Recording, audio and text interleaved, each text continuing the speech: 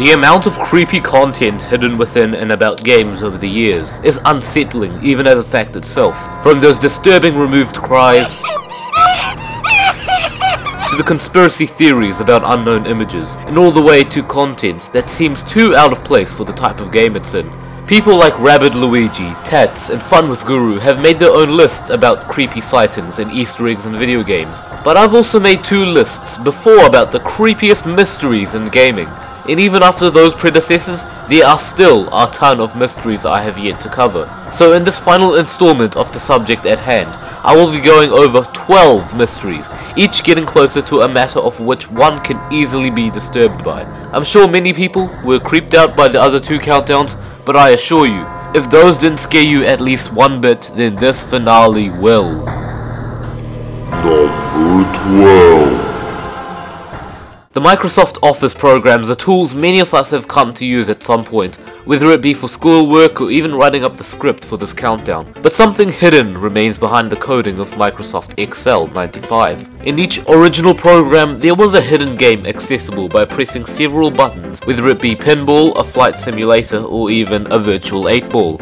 In Excel though, there was something different. A simple 3D game was injected into the system. By highlighting row 95 on the new Excel project, tabbing over to column B, then holding down Ctrl-Alt-Shift, then clicking the tech support button, a game would appear. This game was played from a first-person perspective in a room, with several windows leading out to a blood-red background. Another room had walls lined with the developers of the Microsoft employees. At first this doesn't seem creepy at all, until you look at what the game's called. The Hall of Tortured Souls is a creepy little secret hidden within a casual working program. Personally, I'd say the names of Microsoft employees written on the walls are the tortured souls. After all, making a Microsoft Office program is hard work, and with the most recent release of the Xbox One... Alright, you already know what I'm poking fun at here. Let's call it a segment and move straight on. Number 11. This next mystery originates from a Japanese-only game for the NES. It is called Irika to Satoru no Yume Buken. I don't speak Japanese. Usually in this game you would be expected to...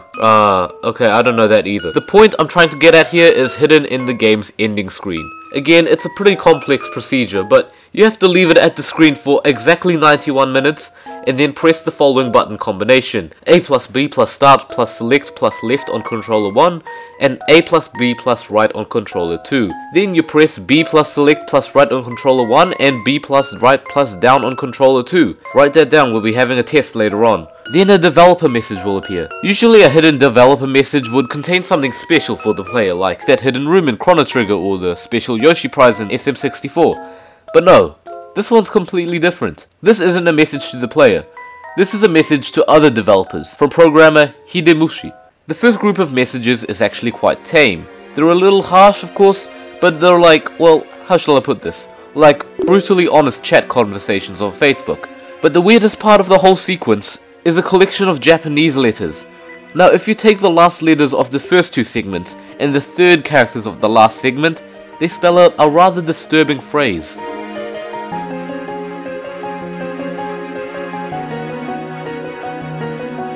Not everyone will be creeped out by this, but just think about it a little more and you'll understand how messed up it is. Number 10. I like Mario Kart. I play it a lot. Apart from some of the annoying maps and the fucking blue shells, the Mario Kart series is an excellent spin-off franchise. I mean, honestly, who doesn't love it? But then there are the arcade versions, developed by Namco Bandai. I've actually played this game when I visited Australia, but that's beside the point. The biggest problem was it was bloody expensive. I guess it makes sense because of the webcam function, which is subsequently related to the mystery at hand. You see, Arcade GP has a feature where you can take a picture of yourself and upload it as a custom avatar. This was tested originally by using 3 pictures. These pictures can be recovered in the game's data. The first is a splash color test image screen. The second is a picture with mascots. And the third, well, for those who don't know, this is an image of the 2004 Beslan school hostage crisis in Russia. The terrorist attack resulted in over 1,000 people either being held hostage or killed, so the fact that such an obscure picture like this would be hidden in a game like Mario Kart is both shocking and disturbing. Of course, this game was only licensed by Nintendo, not developed. I'm guessing one of the developers down at Namco decided to hide this picture because, well, maybe he was having a bad day or something. Yeah, maybe that. Number 9. Now we're getting to the more interesting stuff. I'm not really into MMORPGs, but if there's one game I sure as hell know about, it's World of Warcraft. And I haven't even played the game. The worlds in this online dimension are colossal beyond belief. Exploration, combat, side quests, it seems fun. But hang on a second, what's this? In Goldshire, there's a house with 5 children outside of it, and as far as I'm concerned, if a creepy mystery contains small children, then I'm perfectly convinced it has something to do with demonic symbolism. And it does. These children walk around and visually, the formation they stand in represents a pentagram. Sure, you can call me a religious nut. I still find Sonic CD's test screen to be one of the creepiest Easter eggs because of its demonic imagery. But this is just weird. What makes this even creepier is when you follow them into the house, they form, once again, a pentagram, but this time a voice can be heard. You will die. This isn't the only creepy thing World of Warcraft has to offer. It also has a hidden beta area. This area belonged to the so-called upside down sinners. Seem familiar? Upside down sinners are symbolic representations of people in hell. And well, that's this right here. Dead figures hanging upside down on chains. Wonderful. Number 8. You know ROM hacks, those hacked versions of games where you can edit stuff? Yeah, most of them are pretty enjoyable. But then there are the ones like Mario. That's just a name. Just Mario. This alternate version of Super Mario World can be downloaded off the SMW forums. And it seems like a generic creepypasta cliche at first. Honestly, I wasn't that creeped out by all of this. Blacked out screens, dead characters, dead ends. It seemed too familiar. What is creepy though, is what comes with the ROM hack. A text file contains a whole crapload of jumbled symbols and text. It seems incomprehensible at first, but what seems unreadable the first few seconds quickly becomes understandable once you noticed one phrase being repeated several times. Find me. But that's not all there is to this file. Turns out this is an encrypted image file. If you decode the jargon, you'll end up with... Okay, you know what? Here it is.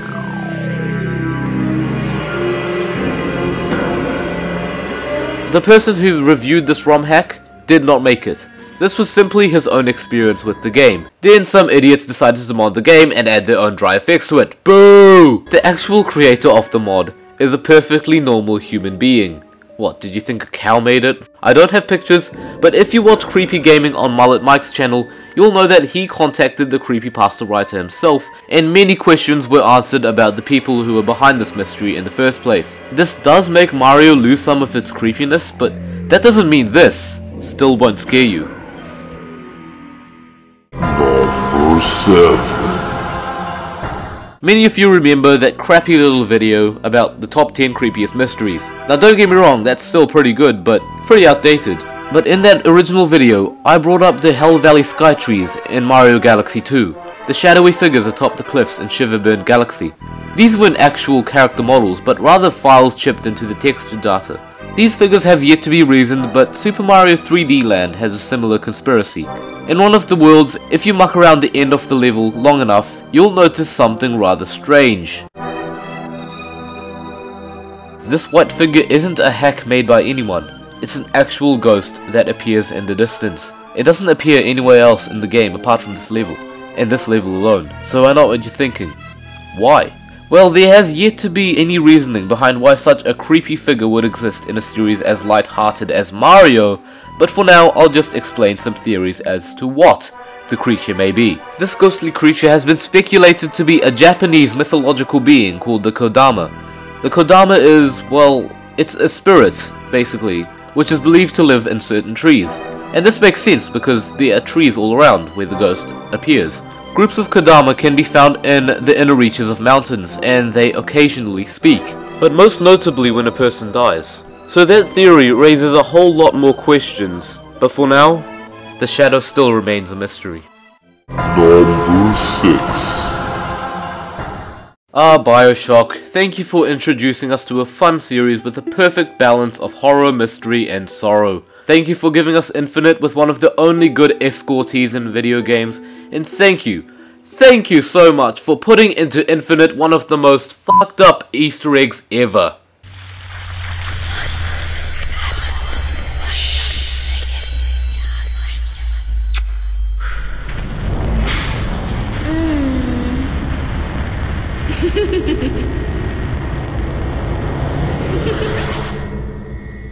This ghost, as you see right before you, possesses random strangers and makes them commit suicide by uttering a phrase from one of Shakespeare's infamous plays, Romeo and Juliet.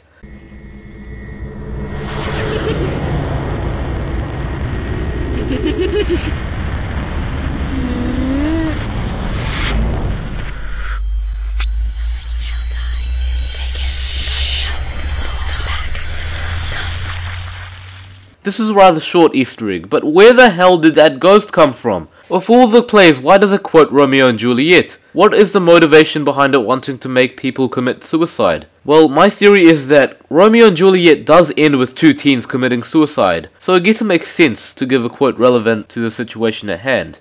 Number 5. Grand Theft Auto, Grand Theft fucking Auto. This series has sucked hours out of people's lives, and with the most recent release of GTA 5, that makes a lot of sense. That's because of how freaking addictive this game is. Whether it's going into the strip club, getting kicked out of the strip club, or blowing up the strip club. No! No! But as usual, Rockstar has hidden a dark secret along the cliffs of Mount Gordo at around 23 o'clock. That's 11 o'clock PM, by the way. It's a ghost. Ghost? This Easter egg wouldn't be this high on the list, however, without a backstory to follow. And there is one. Apparently in the game, you can enter a site called WhoKilledLeonoraJohnson.com. On this site, you'll probably be able to dash up a newspaper article about the spirit's death. Or at least, the person who became the spirit. Reading up on this ghost's backstory reveals that this spirit is actually Jolene Cranley Evans, the deceased wife of Jock Cranley. Yep, Jock Cranley, that politician slash stuntman we all know and love. Not really. Looking closely at the area of which Jolene haunts reveals a name written in blood, Jock, accusing him of murder. And that is exactly the case here. Jock and Jolene were walking upon the cliffs when Jock stated to Jolene that he wanted to pursue his dream of performing stunts and move out of Blaine County. Jolene stated that she had to stay in Blaine County to look after her family. Annoyed with this decision, Jock pushed Jolene off of the face of the cliff, resulting in her death. However, the police confirmed that this was an accident and Jock got away with the murder. Kind of a dick move, really. Number 4. Easter eggs are normally seen to be a fun little way of hiding things in games.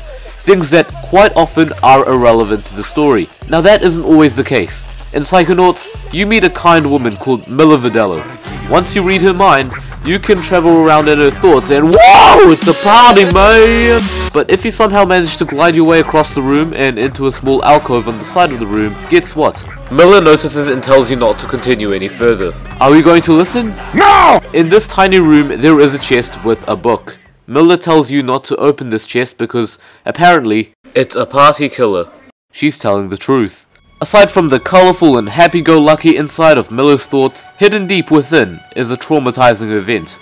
What it turns out as is that Miller used to be in charge of an orphanage with children. She took care of these children and obviously loved them so.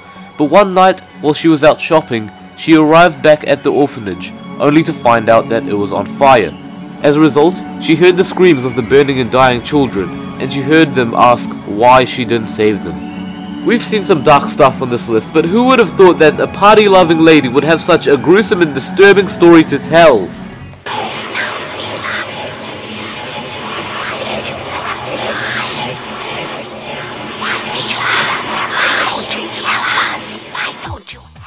Number 3. The game of which many believe does not exist has been speculated many times. It was unfinished, unpolished, yet very traumatizing. This, of course, is the theater. Already you can tell that from the original cover, this is going to be a very sinister game. The problem was that, since it was an unfinished PlayStation installment, downloading it was an utter pain in the ass. The installation process would usually crash, and therefore even getting to play the game is a challenge in itself. But once the game was finally installed, the theater would play, and the player would be greeted by a rather unsettling figure called the Ticket Taker. Inside the game, you would start in a dark hallway with several movie posters and a desk with the ticket taker behind it. Usually what would happen is that you talk to the ticket taker and then you follow the hallway into the cinema. But that doesn't happen. Instead you get teleported back to the start. In the case that this doesn't happen, which is really rare, you are able to keep walking through the hallway until he appears. The swirly head man. The swirly head man is just a morphed version of the ticket taker, but sightings of him have been really quick and short to notice at first. But as you progress, you warp into different glitchy and incomplete rooms with disturbing pop-ups of the swirly head man showing up on screen. So what's the truth? Okay, the theater was actually going to be a game for the PlayStation, developed by Salida Software. The glitchiness was just a symptom of the game's cancellation, and the different rooms in the ticket taker probably existed as mini-games. You pick a poster and you play a game according to that movie. I can't prove this, but this is what I've only researched thus far. But what doesn't follow this theory is the swirly head man. Is he demonic? Is he just an unfinished character like the rest of the game? Why does he even exist? Number 2. Despite what you may already think, I don't do LSD. Oh crap, that's not a great way to start the segment. Anyways, LSD Dream Emulator is a freaking colossal mindfuck to the eyes, so much so that one's brain would... Alright, let me try to explain this one normally. Oh wait, I can't. Because this game is essentially a dream journal of what happens when you take LSD. Do you really expect this to make any logical sense at all? It makes as much sense as Revenge of the Sunfish. Yeah, it's that serious. Back in 1998, Hiroko Nishikawa sat down at a desk and thought, I wonder what would happen if someone made a game about taking LSD. Okay, no, that's not exactly how it happened. Hiroko Nishikawa had been keeping a dream journal and decided to base the game on it. And now you can simulate the effects on your very own PlayStation, people. Not only does this game not make any sense at all, but it's to the point where it becomes eccentrically disturbing. And that's not even the tip of the iceberg. This is still the bit that submerges itself in a pool of morbid confusion. Every time you enter a dream, it's completely different. The environments can last for ages, until you wake up. Nothing makes sense here. Why is there a railway here? Why is the rocket flying out of a hole in the ground? Who is this hooded man following me everywhere? Actually, let me answer that one question. This hooded man is known as the Grey Man, or Shadow Man, who can cause you to lose control of your dream if he gets too close. Problem is, he likes to stalk you. Nothing is to be expected here. The only way you can recall past memories is if you select flashbacks, but that's not important. What is important is the fact that playing this will creep you the heck out, and that's not a joke.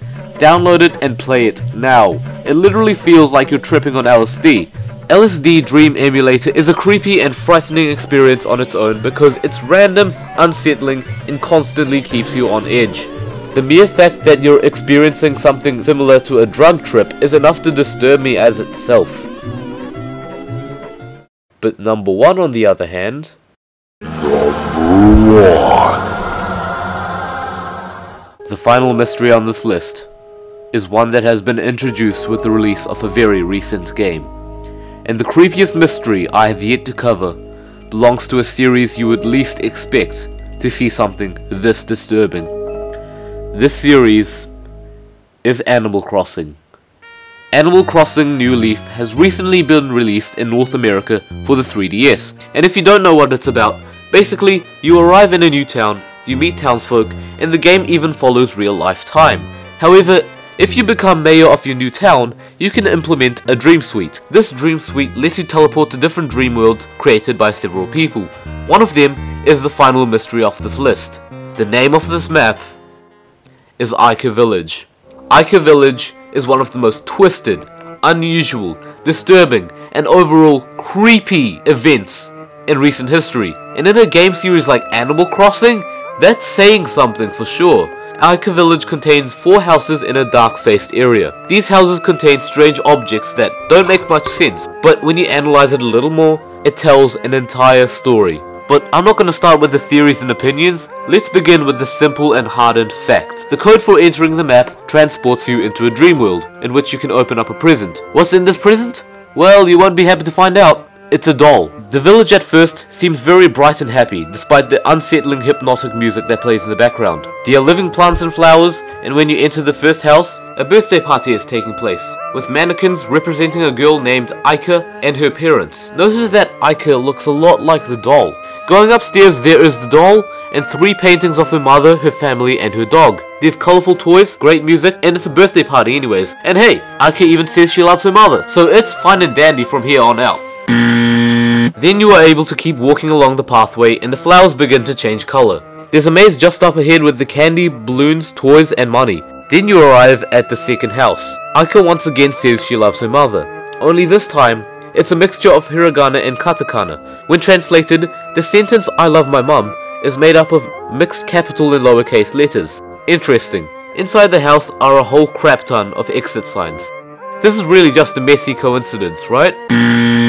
Upstairs are 2 statues of a man and a woman, an apple and a snake. This obviously represents the story of Adam and Eve. Downstairs, however, it's another party. There are many tables and dolls, plus Aika sitting down having fun. Again, this is going well, isn't it?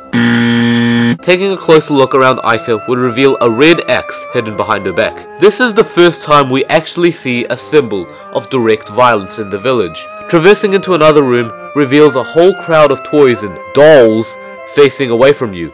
Turning the camera reveals the wall with 2 paintings of hyper-realistic eyes. Now this is where things take a rather grim turn. Outside the house is a field with graves. Digging up these graves lets you find several dog houses buried in the earth. Now why would these be buried in a graveyard? Anyways, Aika now speaks to you in not just 2 types of Japanese, but also 3 types of Japanese. When she speaks, she is trying to say "Okasan daisuki" like she did before, but now some glitch in her mind causes her to repeat the syllable "die" in this manner. This can be interpreted as saying "die, die, die" to her mother. That is pretty creepy. In the third house, a strange creaking noise plays as you move further into the room. This noise gradually becomes louder as you keep progressing, and honestly, that scared the living shit out of me. Then you see the doll, with an axe. More violence. The back room in this house is scattered with stationery and 2 glass cases, one with a 4-leaf clover and the other with a book. In the basement area is a piano with 8 eggs placed in front of it. This I don't get. You're only ever gonna see so many eggs in a How to Basic video. This room does confuse many people, but what lies in the room has to be one of the most disturbing things I had seen yet. Nah, who am I kidding? I'm not gonna do something silly like leave you waiting 2 more days for another episode. Okay, sorry Mike, let's move on. It is damn disturbing though. A bed is found downstairs with a human outline on it, and if you didn't know, that is a clear sign of someone's death. Aika is sitting in the corner, and other props like an hourglass and a caged bird. Further upstairs in another bedroom, there are a lot of pictures of Aika's mother. If you head outside down to the beach, you'll find a pair of shoes next to the water. Now apparently if you use the swimsuit and swim over to a small beach, you can dig up a skeleton, a doll, and a time capsule. Damn it guys, tell me that thought isn't disturbing. So we traverse over to the 4th house and the village is in wreck. Aika has gone completely insane with the dialogue, and inside the house, well, it's the same as the first except it's trashed. Everything is a mess. Subtle and obvious changes are made to what the first house looked like. The toy is no longer playing. The lights are out. And the figures that were once on the paintings are now all scratched out, except for her parents. Why is it so specific? The final room in the house contains a mannequin dressed like Aika, and a doll, and an axe, trapped in barriers, with statues, watching them. So that's Aika Village for you. I could just end the countdown here. This mystery is scary enough by itself, but that's not enough. You probably still have one burning question to be answered. What does it all mean? Well, there is no full answer because the map has been left open to interpretation. But this is my theory. With the happy music, happy lighting, and setting in the first house, we've obviously got a content and a joyful family. It's fine and dandy, which explains the plants outside being in perfect condition. The paintings upstairs represent Aika's happy family, but noticing what Aika says about her mother, it's possible that Aika loves her mother more than her father. In the maze ahead, childhood items like balloons and candy are thrown around. Mazes can represent one's dying sanity, or one's dying state of mind. With the playful objects inside the maze, I'd say Aika's losing her childhood innocence. Her dialogue with mixed Japanese characters could be a sign of growing insanity. The Adam and Eve symbolism still confuses me a little, but it might have something to do with Aika's mother doing something that offended the reputation of the family. It's a little sketchy, but I don't completely know. However, the exit signs downstairs probably have something to do with Aika's father exiting the family. Then we arrive at the axe behind Aika. The party room represents the final moments of Aika's childhood, and the axe will foreshadow her violent acts to come. The room with the toys facing away from you and the eyes on the walls are probably telling us that Aika's friends and close associates turned their backs on her when she needed help the most. I'm not entirely sure what the doghouses are for, but my theory is that Aika started killing her pets out of pure misery. It's likely, as pets were a significant part of her life. So it appears that Aika's feeling misery towards the family, and that makes sense because of the dialogue saying die die die to her mother in Japanese. She's probably wanting more attention from her mother. The bit that left me confuddled completely though was the room with the glass capsules and the room with the piano and eggs. I haven't found a reliable definition, but hey, that's something for you guys to figure out. Anyways, the murder outline on the bed obviously says that somebody was killed. Maybe it was someone in Aika's family, possibly her father. And the caged bird and hourglass represents the wasted time trapped in isolation. In the bedroom, with the pictures of Aika's mother, there is a possible connection to Aika's obsession with wanting attention from her parents. She is desperate at this point for motherly attention. Now the real interesting bit is the pair of shoes on the beach. In Japanese culture, it is a custom that one would take the shoes off for one reason. One would take the shoes off before committing suicide. The skeleton is probably the remains of the person that committed suicide on the beach. The doll and time capsule is still pretty unknown to me, but there's one thing that proves pretty clear in my theory. If there's one person that committed suicide out of grief, it was probably Aika's mother, leaving Aika to live alone for the rest of her life. This type of grief could be why Aika left her own house trashed and the village torn down. She scratched out of the family painting. This symbolizes how Aika was separated from the people that cared for her. The toy isn't working because Aika's innocence is forever gone. She becomes a person guilty of the murders she committed, and losing the parents who loved her most drove her into insanity, blocked off from the rest of the world with her tool for killing, and her doll, the only thing left in her life to relate to, while everyone else, like a statue, watched. This mystery is number one on this list, because the last series you would expect to have a dark story, has a dark story. It's a disturbing, and for a game like Animal Crossing, serious tale, and unlike other plausible mysteries, it's a real thing you can visit online. The code number for Aika Village can be found in the description below, so you can experience this whole thing for yourself. But that's what I have to say about this mystery. It's a shockingly twisted and dark plot, and that is why Aika Village tops this list of the top 10 creepiest video game mysteries. I am MasterJakeStudios. Hey MJS, you know, I seem to remember you saying you were making a 2,000 subscriber special. When was that again? Oh yeah, 2 weeks ago? Oh right!